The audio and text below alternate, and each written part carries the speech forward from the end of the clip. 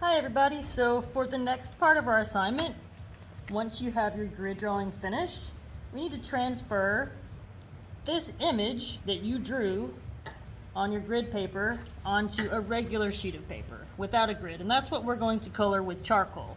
We're going to finish it by adding all of our details, shading, texture in charcoal, okay?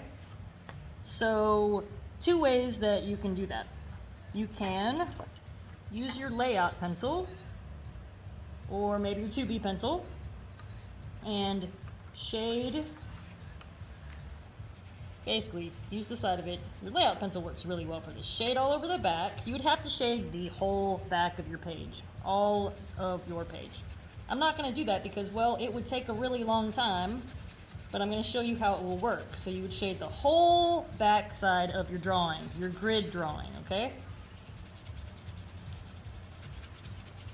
And you want to leave, you don't want to shade like this with white spaces between your marks. You want to try and shade in a solid fashion so you're getting rid of the white spaces. You can have little white spaces like that, but we don't want white spaces like that, okay? Because that's not going to help you to get a good copy. So you're going to do the whole back of your drawing. Then you flip it over and you will trace it onto your next clean sketchbook page. I suggest leaving it in your sketchbook, but I'm going to use a different sheet of paper because I have two ways of showing you this. So then you press down hard, use your layout pencil again. You want to use something darker to trace it with so you can tell what you have traced from what you haven't. You can make sure you trace everything. So trace over everything, pushing down kind of hard, maybe not that hard. And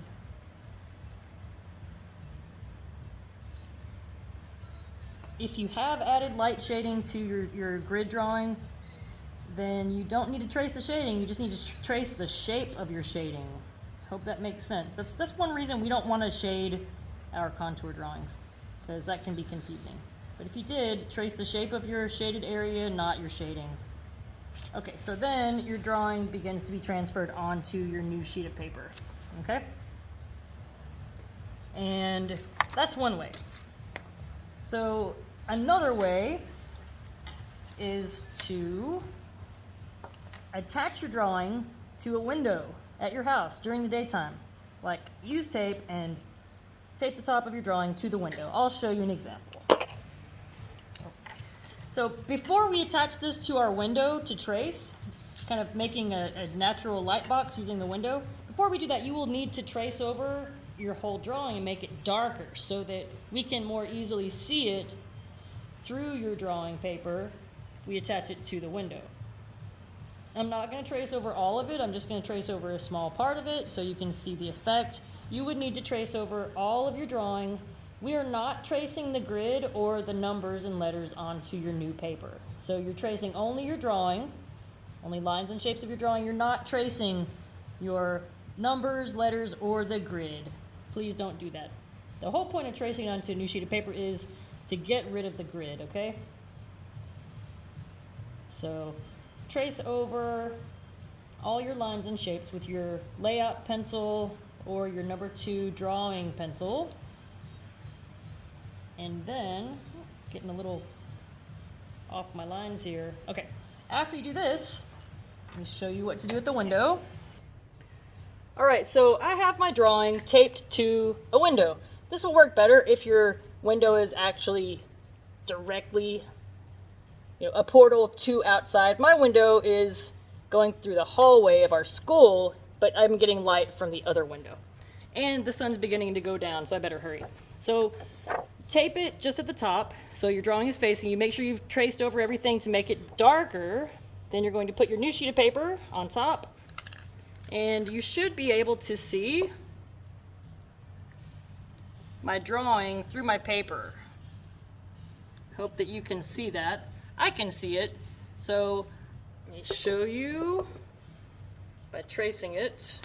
Maybe seeing is believing, so I will get my drawing paper taped to my window. It might help if you tape the top and bottom so you can see it a little better. Okay, so I can see my drawing through the window. I'm going to start tracing over here. This will work better, like, you know, in the daytime with bright sunlight. You could also do this on a like glass coffee table. And you know what? It's better not to trace, it is better not to trace your drawing this time with your layout pencil. It's better to use a lighter pencil. So let me get one.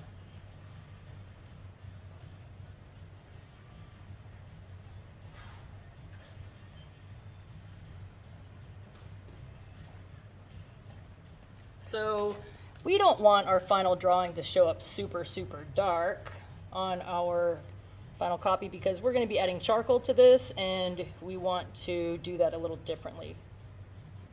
So I'm going to make that a little lighter. Okay, so now I am tracing my drawing. I can see it through the paper because of the light shining through.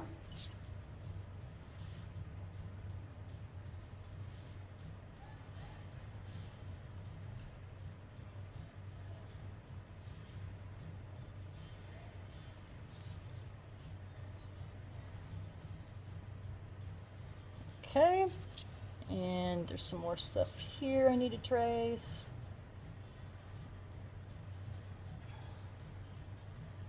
So I am tracing the lines that I see through my paper.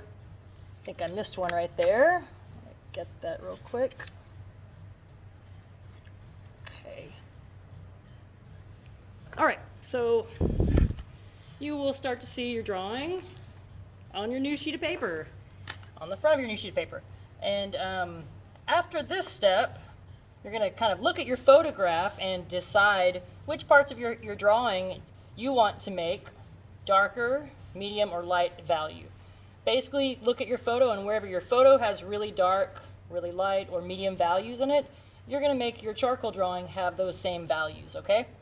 A good idea after you get your whole drawing traced onto your final paper would be to use a tissue or paper towel and charcoal and smudge in your background areas first, and then start working on your main subject matter after that, okay? So, hope you decided which method you're going to use to trace your drawing onto your final paper, and you can get started on that. And be nice to your windows at home and take the tape off for your parents. Whoops. But take it off carefully or that will happen to your drawing. Whoops. Be careful. Okay.